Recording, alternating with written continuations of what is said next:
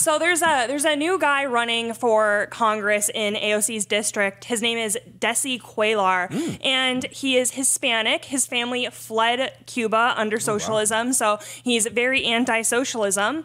And on top of that, he was a bartender. So, oh man, I guess right there, that's like the one thing that AOC has to be a congressional candidate, right? So she already is in neck and neck in that aspect.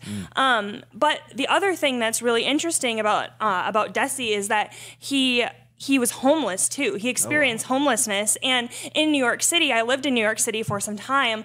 Homelessness is a really, really big issue there, and it's only grown exponentially. So he just released his first campaign ad, and I have the first 28 seconds of that here for you. I was born and raised in a small basement apartment in Queens, New York, by my single mom with the help of my grandparents. My family fled Cuba to escape socialism, but growing up, we went through the same financial challenges that countless families face in this country. I've worked a dozen jobs, and just like my opponent AOC, I've bartended just to make ends meet. But that's where our similarities end. As an adult, I've struggled. I've even been homeless, but I never thought of myself as a victim or blamed systemic racism for my problems. I just worked hard and I never gave up. So that's the first 28 seconds of his ad. And so kind of based on this, I'm going to flip the question to you guys because we keep talking about 2022. But do you think that AOC should be at all concerned, or do you think that New York's just going to keep being New York and go blue? Is this guy a Republican? Yeah. You know, we saw some of this in, I think it's great he's running. You know, I think that nutty politicians should be challenged. But I think we saw in 2020, and I think even in 2018, we've seen some races in really blue cities where Republicans run against candidates in districts where they probably don't stand a chance.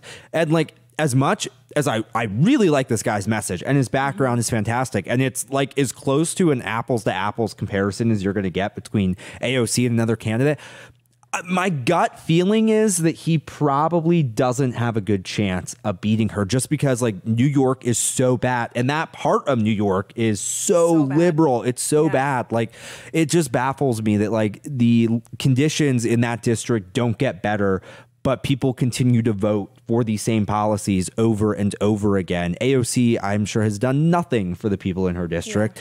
You know, socialism is not going to solve any of the problems in New York City. Instead, she just got rid of 25,000 jobs and killed an Amazon deal and all of that. Exactly. So, you know, I mean, we never know what could happen. Could this guy have a chance? Sure.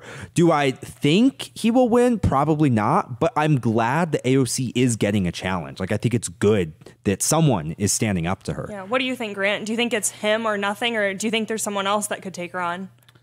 I don't know. I feel like if anyone can take on AOC, it's probably this guy. I have to say, I really like, it's one of my favorite things when somebody who is a member of all these groups that the left loves to say are oppressed, and they think that they have them in their pockets. You know, this guy, he's from Cuba. He was a bartender, which AOC likes to talk about. She was a bartender, and she had it so rough, and it's so tough to be a bartender, especially a female bartender, which that guy's a man, obviously. But she talks about how rough it is. She talks about homeless people and how the left cares about them. So I really love when somebody comes out who has experienced all those things, and they say everything that you are saying, AOC and Democrats, is crap. You are lying, and I've been a part of these groups, of these conversations, and I think that your policies are not helping to solve those things. So do I think that he'll win? I don't know. I would tend to lean no, just like Joey said, because of the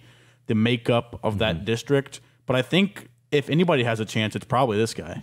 Yeah, you know, I think it's, I've had this grift before on the show, and I think it's important to bring up. People like this need to run for office. Like, we need more people who are just average, everyday Americans running for office. It's important.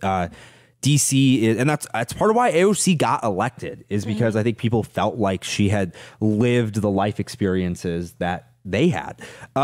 So if you have ever felt compelled to run for office, I mean, do it. Like, you don't have to be a rich business person or a lawyer or something. Like, this guy, like you said, he experienced homelessness. He was a bartender. He has life experiences that have shaped him, and he has experienced bad policies that would, you know, ruin places like New York that, you know, he would advocate against in Congress. So I'm just going to reiterate, if you ever thought about running for office, I mean, do it. We need good people running for office across the country. Yeah. So I think his message is really inspiring, and what he's doing is inspiring. Yeah, and it's great too because his family literally fled socialism, so he knows firsthand exactly what happened. AOC is completely tone deaf. I mean, we can go and talk about all the times AOC is tone deaf. We have an endless supply there, but even her grandma, oh my gosh, my grandma has a leaky roof. Like, she doesn't have anything. Poor abuela. And then it took Matt Walsh to be like, oh, let me get a GoFundMe going. And so it's just these kinds of examples all over again. But the other great thing about him as a candidate is AOC and these leftist politicians like to claim that they're the party of the working person, the party who's going to come up and fight for the blue collar American, which is probably a lie ever since my great grandma stopped voting Democrat.